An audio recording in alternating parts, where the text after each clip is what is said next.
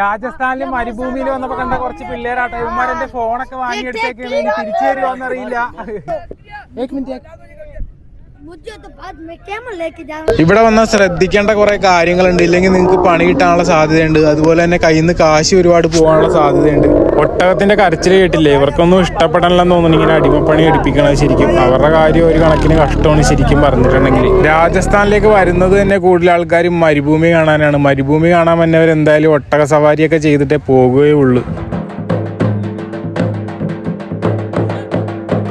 ഇവിടുത്തെ റിസോർട്ടുകളിലെല്ലാം ഇങ്ങനെയാണ് കേട്ടോ. വരുന്ന ആൾക്കാരെ പൊട്ടൊക്കെ തൊട്ട് ചെണ്ടയൊക്കെ കൊട്ടിയാണ് റിസോർട്ടിന്റെ അകത്തേക്ക് കയറുന്നത്. അതുപോലെ തന്നെ ഇവിടുത്തെ രാജസ്ഥാനി ഭക്ഷണങ്ങളൊക്കെ അടിപൊളിയാണ്. ഫസ്റ്റ് ടൈമാണ് രാജസ്ഥാനി മീൽസ് ഒക്കെ ഞാനൊന്ന് എക്സ്പീരിയൻസ് ചെയ്ത് നോക്കണത്. അതുപോലെ തന്നെ ഈ ഒരു റിസോർട്ട് അടിപൊളി ഒരു വൈബാണ്. ആനന്ദം റിസോർട്ടാണ് ഇത്. സാംസാങ് ഡ്യൂൺസിനടുത്ത് മരുഭൂമി എക്സ്പീരിയൻസ് ചെയ്യാൻ നിങ്ങൾ വരുന്നുണ്ടെങ്കിൽ ഇതേപോലെയുള്ള റിസോർട്ടുകൾ എടുത്തു കഴിഞ്ഞാൽ ഒരുപാട് ഗുണങ്ങളുണ്ട്. ഈ വീഡിയോയിൽ മുഴുവൻ കാണാൻ നേരം നിങ്ങൾക്ക് മനസ്സിലാവും. രാജസ്ഥാനിലേക്ക് വരാൻ പ്ലാൻ ഉണ്ടെങ്കിൽ റിസോർട്ടിനുള്ളിൽ തന്നെ ഡ്രിങ്ക്സ് ഒക്കെ കിട്ടുന്ന കൗണ്ടർ ഉണ്ട്. അതുകൊണ്ട് തന്നെ നിങ്ങൾ വാങ്ങാൻ മറന്നു പോയി കഴിഞ്ഞാൽ ഇവിടെ അങ്ങനത്തെ പ്രശ്നമില്ല. ഇവിടുത്തെ ഒട്ടുമിക്ക റിസോർട്ടുകളുടെ ഉള്ളിൽ തന്നെ ഇങ്ങനെയുള്ള സംവിധാനങ്ങളെല്ലാം തന്നെ ഉണ്ട്.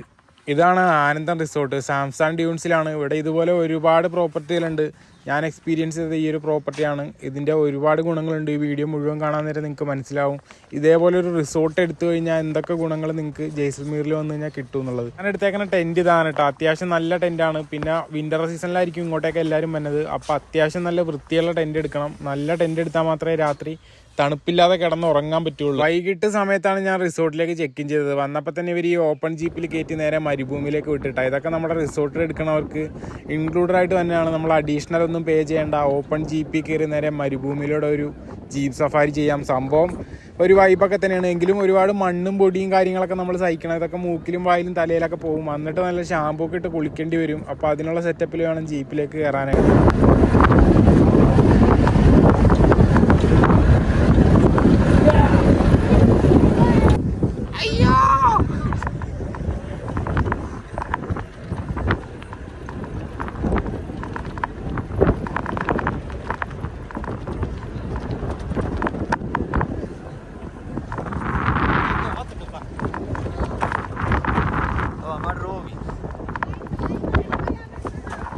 ഇവരിവിടെ കൊണ്ടുവന്ന് ഇറക്കി വിട്ടിട്ട് പറഞ്ഞത് റിസോർട്ടിൽ നിന്ന് ഇടക്കിടക്ക് ജീപ്പുകൾ വരും. അപ്പോൾ ഈ ആനന്ദം റിസോർട്ടിൻ്റെ ജീപ്പ് വരുമ്പോൾ തിരിച്ച് കയറി പോന്നാൽ മതി എന്നാണ്. അപ്പോൾ നമുക്ക് ഇഷ്ടമുള്ള അത്ര സമയം ഇവിടെ കറങ്ങാം.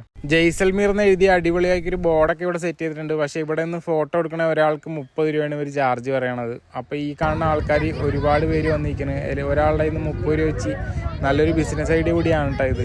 30 രൂപ ലേശം കൂടുതലാണ്. ഇതുപോലെ ഒരുപാട് ആൾക്കാരൊക്കെ വരാൻ നേരം വലിയൊരു ദൂരം കൊടുക്കണം. ജയ്സൽമീറിൽ നിന്ന് ഏകദേശം ഒരു 40 കിലോമീറ്റർ ദൂരമുണ്ട് നിങ്ങൾക്ക് ഈ മരുഭൂമി എക്സ്പീരിയൻസ് ചെയ്യാൻ വരാനായിട്ട്. ജയ്സൽമീറിൽ നിന്ന് ഒരു ജീപ്പൊക്കെ കിട്ടും. ജസ്റ്റ് 100 രൂപ കൊടുത്തു കഴിഞ്ഞാൽ നിങ്ങൾക്ക് ഈ ഒരു സ്ഥലത്തേക്ക് വരാൻ പറ്റും. സ്റ്റേ ഒന്നും വേണ്ട, വെറുതെ കണ്ടുപോകാനാണ്. ഇവിടെ വന്നു കഴിഞ്ഞാൽ ഇവിടുത്തെ പ്രധാന ആകർഷണം ഈ ക്യാമൽ സഫാരിയൊക്കെയാണ്. നമ്മൾ റിസോർട്ട് ബുക്ക് ചെയ്ത് വരികയാണെങ്കിൽ നമുക്കിതൊക്കെ ഫ്രീ ആണ്. അല്ലെങ്കിൽ നമ്മൾ ഇവർക്ക് എക്സ്ട്രാ പേ ചെയ്യേണ്ടി വരും ഇതിനൊക്കെ.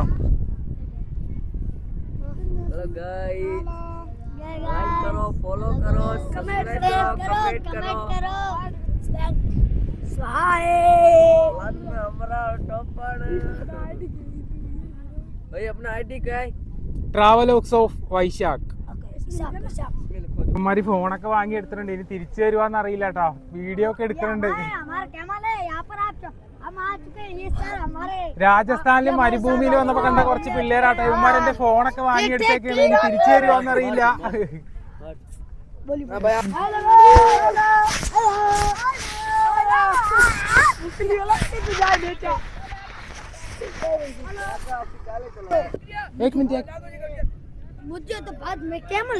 അങ്ങനെ നമ്മള് ഒട്ടക സഫാരി ചെയ്യാൻ പോയാണ്. നമ്മുടെ പാക്കേജിൽ ഇത് ഇൻക്ലൂഡഡ് ആയിട്ടുള്ളതാണ്. എങ്കിലും ഇവർക്ക് എന്തെങ്കിലുമൊക്കെ ഒരു ടിപ്പ് കൊടുക്കണമെന്നാണ് പറഞ്ഞത്. ശരിക്കും റിസോർട്ടിൽ നിന്ന് നമുക്കൊന്നും കൊടുക്കണ്ടെന്നാണ് പറഞ്ഞേക്കണം. പിന്നെ ചെറിയ ചെക്കന്മാരായതുകൊണ്ട് എന്തെങ്കിലും കൊടുക്കാന്ന് ഓർത്ത് നമ്മൾ കയറിയതാട്ടോ ഇതിൻ്റെ മേലേക്ക്. സംഭവം രാജസ്ഥാൻ മരുഭൂമിയിൽ വന്നു കഴിഞ്ഞാലുള്ള പ്രധാന ആകർഷണമാണ് ക്യാമൽ സഫാരി. സംഭവം ഒരു വൈബൊക്കെ തന്നെയാണ്. ഒരു 4 മണിക്ക് ശേഷം മാത്രമേ ഈ ഒരു മരുഭൂമിയിലേക്ക് വരാൻ പാടുള്ളൂ. അതിന് മുമ്പൊക്കെ നമ്മളിപ്പോൾ ഈ വിൻ്റർ സീസൺ ആണെങ്കിലും ഒരു 2 മണി 3 മണി സമയത്തൊക്കെ എത്തിക്കഴിഞ്ഞാൽ വെയിൽ തന്നെ ആയിരിക്കും, ചൂടായിരിക്കും. ഏകദേശം ഒരു 4 മണി കഴിഞ്ഞ് കഴിഞ്ഞാൽ കറക്റ്റ് ടൈമാണ്.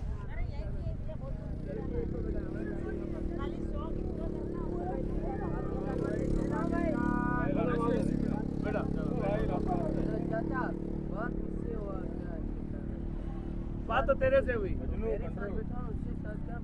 चाचा पहले था बाद में तू था, चाचा मना कर दिया। यहाँ पर सर घूम के आया है, मजा आ अदन गया। तेरे साथ हुआ, करेक्ट। Thank you. चाचा और भतीजा, चाचा भतीजा भी हम गए। രാജസ്ഥാൻ മരുഭൂമിയിൽ കടകളൊക്കെ ഉണ്ട് കേട്ടോ. ചെറിയ ചെറിയ കടകൾ, ഓംപ്ലേറ്റ്, ചായ, അങ്ങനെ പലതരം സാധനങ്ങൾ ഇവിടുന്ന് കിട്ടും. വെള്ളം, അങ്ങനെയുള്ള സാധനങ്ങളൊക്കെ കൂടുതലും പുറത്തുനിന്ന് വാങ്ങിയിട്ട് തന്നെയാണ് നല്ലത്. ഇവിടെ എല്ലാത്തിനും ഡബിൾ റേറ്റ് ആണ്. 10 രൂപേൻ്റെ സാധനം ഇവിടെ 20 രൂപയാണ്.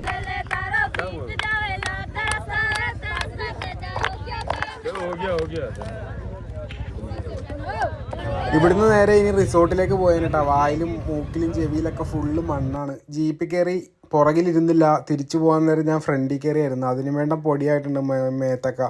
ഫ്രണ്ടിൽ പോണ വണ്ടികളുടെ പൊടി പറക്കണം കേട്ടോ. പുറകിൽ കയറി നിന്ന് കഴിഞ്ഞാൽ നമ്മുടെ മേത്ത് ഫുള്ള് പൊടിയായിരിക്കും. അതുകൊണ്ട് ഞാൻ കയറി നിന്ന് അകത്തേക്ക് കയറി പോകുന്നു ജീപ്പിൻ്റെ. വൈകിട്ടാകുമ്പോഴാണ് ഈ ഒരു റിസോർട്ടിലേക്ക് കൂടുതലും ഗസ്റ്റുകൾ ചെക്ക് ഇൻ ചെയ്യാൻ പറ്റുന്നത്. അപ്പോൾ അതിനനുസരിച്ച് ഇവിടെ ചെക്ക് ഇൻ ചെയ്യാൻ നേരം ഇവർ സെറ്റ് ചെയ്തേക്കണ പരിപാടികളാണ് ഇതെല്ലാം. പൊട്ടൊക്കെ തൊട്ട് ചെണ്ടയൊക്കെ കൊട്ടിയാണ് ഗസ്റ്റിന് അകത്തേക്ക് കയറ്റുന്നത്. ഇത് ശരിക്കും ഞാൻ രാജസ്ഥാനിൽ വന്നിട്ട് കണ്ടതാണ് കേട്ടോ. ഇനി വേറെ എവിടെയെങ്കിലും ഉണ്ടോയെന്നറിയില്ല ഇങ്ങനത്തെ പരിപാടിയൊക്കെ. എന്തായാലും അടിപൊളിയാണ്. രാത്രി ആയി കഴിഞ്ഞ് കഴിഞ്ഞാൽ വൈകിട്ട് ഒരു 7 മണിക്ക് ശേഷം ഇവിടെ റിസോർട്ടിനകത്ത് ഒരുപാട് പരിപാടികളുണ്ട്. ഇതേപോലെ തന്നെ രാജസ്ഥാൻ ഡാൻസും പാട്ടും ഒക്കെ കേട്ട് നമുക്ക് ഇവിടെ ആസ്വദിച്ച്, ഇവിടെ ഈ തറയിൽ ഇതേ രാജസ്ഥാൻ സ്റ്റൈലിലുള്ള പായും പില്ലോയൊക്കെ ഇട്ടിട്ടുണ്ട്.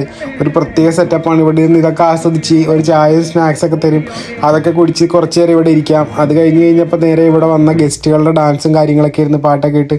എന്തായാലും ഈ ഒരു റിസോർട്ടിൻ്റെ ഒരു ആംബിയൻസ് എനിക്ക് ഇഷ്ടപ്പെട്ട, അടിപൊളിയാണ്. ഇഷ്ടംപോലെ റിസോർട്ടുകളുണ്ട്. അപ്പോൾ ഇവിടുത്തെ സ്റ്റാഫിൻ്റെ പെരുമാറ്റവും ബാക്കിയുള്ള കാര്യങ്ങളൊക്കെ സെറ്റപ്പാണ്. നിങ്ങൾ രാജസ്ഥാൻ ജയ്സൽമീർ വരാൻ പ്ലാൻ ഉണ്ടെങ്കിൽ ഇവിടുത്തെ ഈ ഒരു റിസോർട്ട് നിങ്ങൾക്ക് എടുക്കാം. അതുപോലെ തന്നെ ഫുഡ് കഴിക്കാനുള്ള ഒരു സെറ്റപ്പും കാര്യങ്ങളൊക്കെയാണ്. ജീര റൈസ്, ദാൽ, പാട്ടി,